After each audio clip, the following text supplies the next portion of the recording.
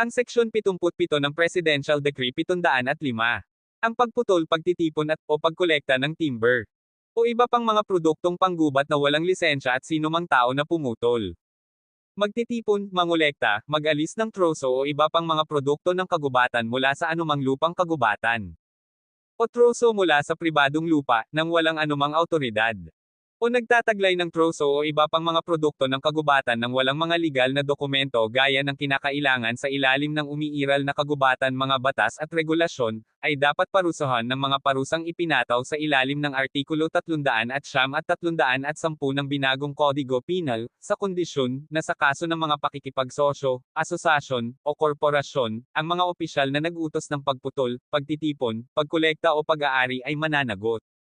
Ipag-utos pa ng korte ang pagkumpiske pabor sa pamahalaan ng troso o anumang kagubatan mga produktong pinutol, tinipon, kinalekta, inalis, o tinataglay pati na rin ang makinarya, kagamitan, mga kagamitan at kasangkapan na iligal na ginagamit sa lugar kung saan matatagpuan ang mga troso o mga produkto ng kagubatan.